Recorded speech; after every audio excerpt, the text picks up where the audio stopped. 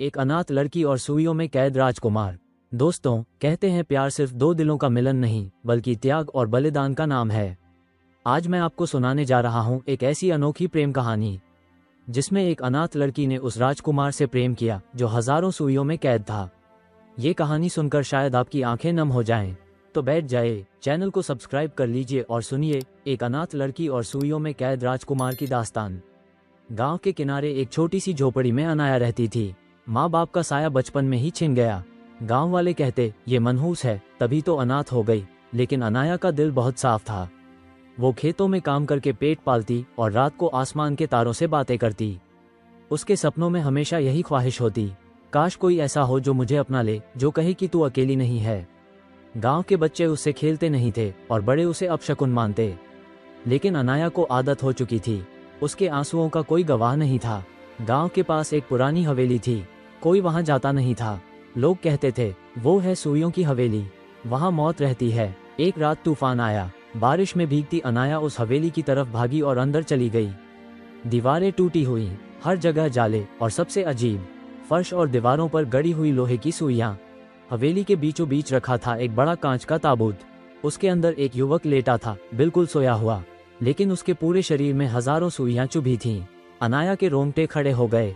वो भागना चाहती थी, लेकिन तभी ताबूत से धीमी आवाज आए, डरो मत, सुनो। अनाया ठिठक गई। ताबूत के अंदर युवक की आंखें खुल गई थीं। उसने दर्द भरी आवाज में कहा, मैं राजकुमार आर्यन हूँ, श्रापित हूँ। ये सुइयां मेरी कैद हैं।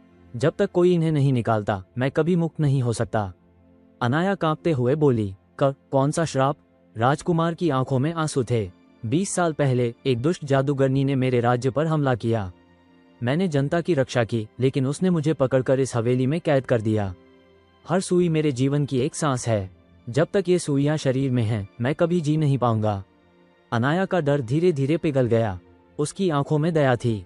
उस रात वो हवेली से भाग गई, लेकिन राजकुमार की आंखें उसके दिल में बस गईं। अगले दिन अनाया फिर हवेली पहुंची। उसने कांपते हाथों से एक सुई निकाली। राजकुमार हल्का सा मुस्कुराया, धन्यवाद, तुम्हारे बिना मैं कभी मुक्त नहीं हो पाऊंगा। हर दिन अनाया एक सुई निकालती। धीरे धीरे राजकुमार के शरीर से पीड़ा कम होती और हर मुलाकात में दोनों की बातें बढ़ती जाती। राजकुमार अनाया से पूछता, तुम इतनी दयालु क्यों हो?